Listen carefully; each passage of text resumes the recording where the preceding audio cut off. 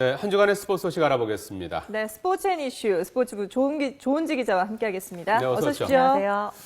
자, 이 몇 주째입니까? 올 들어서 뭐 계속 네, 월요일마다 네. 저희가 이제 스포츠 코너를 진행하고 있는데 오늘도 또 승전보가 있습니다. 김효주 선수가 네. LPGA에서 또다시 우승을 했군요. 네, 그렇습니다. 한국 돌풍 LPGA 투어의 굉장히 거센데 이번엔 김효주 선수입니다. 네. 오전에 끝났어요. LPGA 투어 JTBC 파운더스컵에서 우승을 차지했습니다. 대회 마지막 날 버디 7개, 보기 2개로 5타를 줄였습니다. 예. 최종 합계 21언더파로 미국의 스테이시 루이스의 3타 차로 앞선 완벽한 정상에 올랐습니다.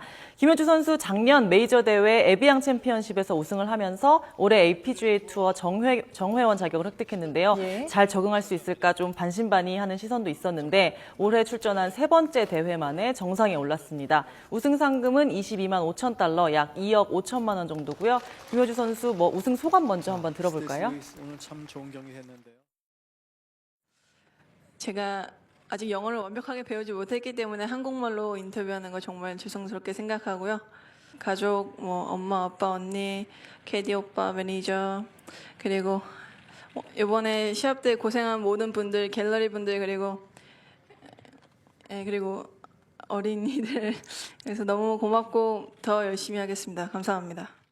네, 이로써 올해 한국계가 6개 대회 연속 우승을 차지했습니다. 개막전 때 최나연 선수가 승전보를 먼저 전해줬고요. 그 이후 김세영 선수 그리고 뉴질랜드 교포인 리디아고, 양희영, 박인비에 이어 김효주까지 계속 승전보를 전해오고 있습니다. 예, 사실 뭐 마지막 홀까지 우승을 확신할 수가 없었는데 어디가 가장 승부처였을까요? 네, 김효주 선수 일단 단독 선두로 출발을 했습니다. 2타차 앞선 단독 선두였는데요. 10번 홀까지 버디 2개, 보기 2개로 제자리 걸음했습니다. 예. 반면 같은 조에서 대결을 했던 루이스 선수는 전반 홀에서 한 타를 줄였습니다. 그래서 한 타 차로 추격을 해왔는데 강심장인 김효주 선수는 11번 홀부터 3개 홀 연속 버디를 했습니다. 특히 파4 12번 홀이 압권이었는데요. 지금 나오는 장면이죠.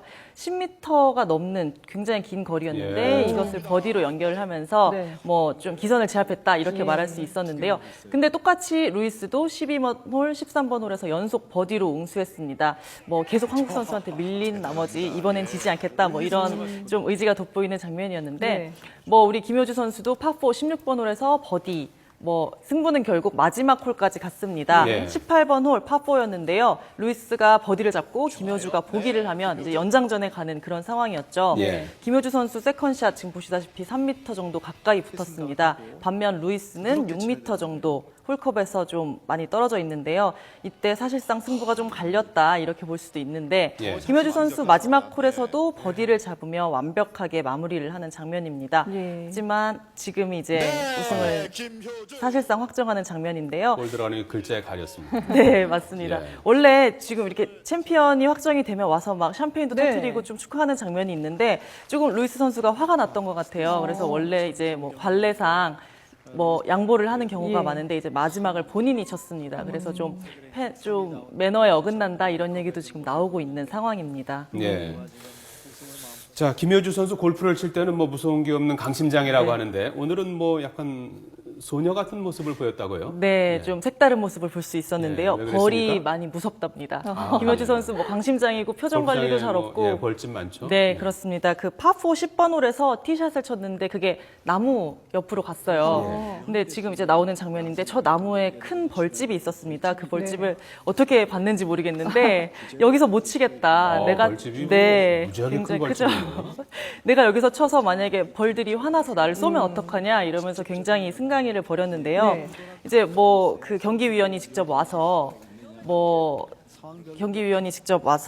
벌 벌에 알러지가 있냐? 알러지가 있냐, 네. 뭐 정말 무서워하냐라고 했더니 김효주 선수가 쏘여본 적이 있어서 아픈 걸 안다, 알러지는 없다, 뭐 이런 얘기를 했어요. 근데 예. 그냥 우긴 게 아니고 예. 골프에 이런 조항이 있습니다. 예. 방울뱀이나 벌이 플레이에 방해가 될 경우 클럽 하나 길이 이내에 벌타 없이 드롭할 수 있다 이런 규정이 있어서 예. 그걸 좀 요구했는데 결과적으로 받아들여지지는 않았습니다. 네. 결국에 2홀에서 김효주 선수 보기를 범했고 네. 그럼에도 불구하고 역전 우승을 차지했습니다. 예. 좀 색다른 장면이라 그러게요. 재밌었어요. 21살 소녀, 저 어린 선수 같은 네. 그런 모습들이 여기서 네. 또 보이기도 하네요. 벌에 쏘이진 않았죠? 네, 맞습니다. 애리조나주라고 하던데 네, 경기가 맞습니다. 열린 곳이. 예. 네.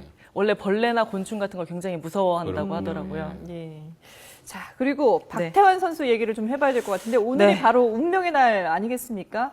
국제수영연맹에서 청문회가 열린다면서요? 맞습니다. 오늘 국제수영연맹 본부가 있는 스위스 로잔에서 청문위원회가 개최됩니다. 현지 시간으로 오전이고 우리 시간으로 아마 밤 늦게 열릴 것 같습니다. 네. 당사자인 박태환 선수 당연히 참석하고 세계적인 도핑 전문 변호사 안토니오 리구치 씨가 뭐 현장 분위기를 총괄할 것 같습니다. 수영연맹의 이기흥 회장 그리고 대한체육회 국제위원장도 참관인 자격으로 참석합니다.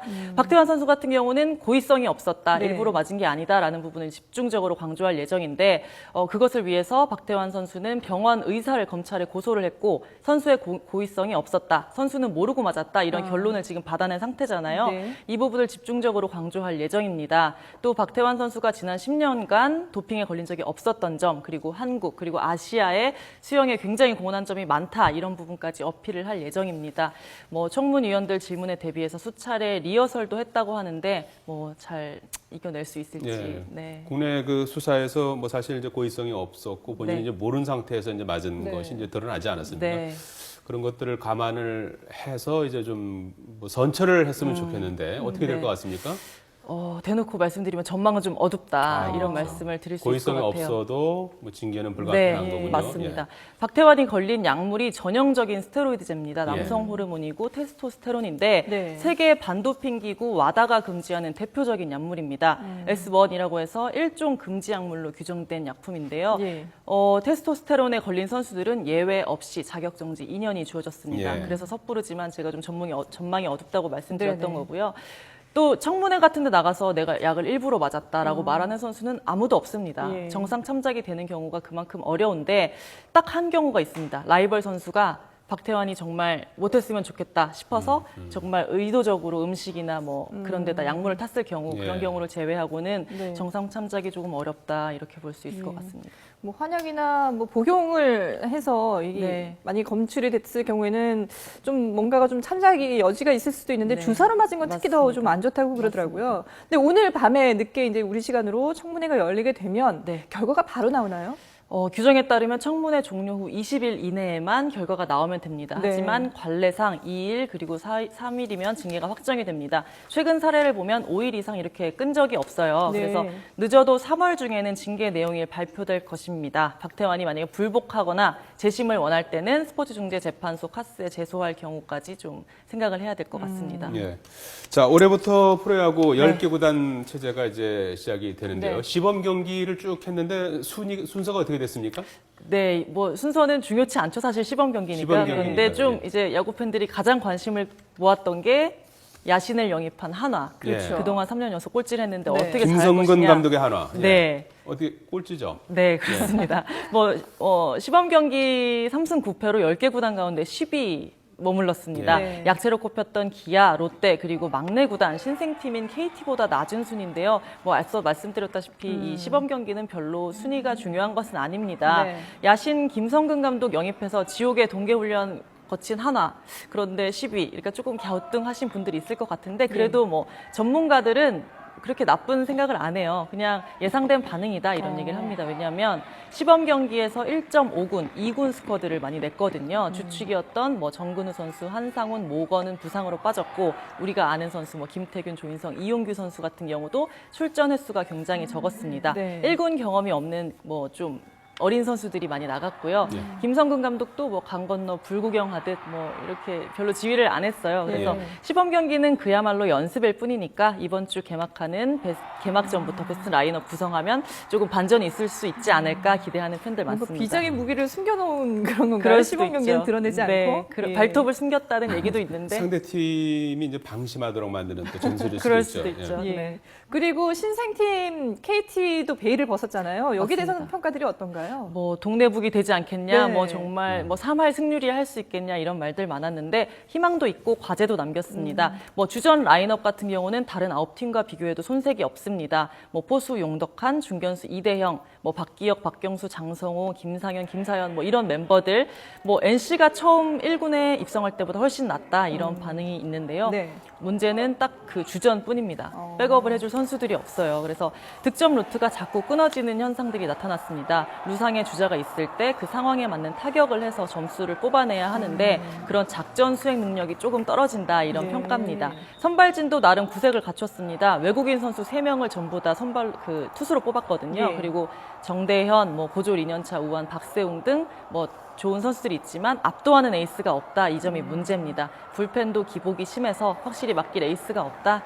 이런 반응들이 나오고 있는데 이번 주말 한번 뚜껑을 열어봐야 알 수 있을 것 같습니다. 주전 선수들이 부상이라도 당하면 큰일이겠군요. 맞습니다. 선수층이 워낙 얇아서요. 예. 언제 시작이죠? 네, 이번 주 토요일 날 토요일부터 개막합니다. 네. 개막전 하는 거군요. 스포츠가 좋은 얘기였습니다. 네, 잘 들었습니다. 고맙습니다. 감사합니다.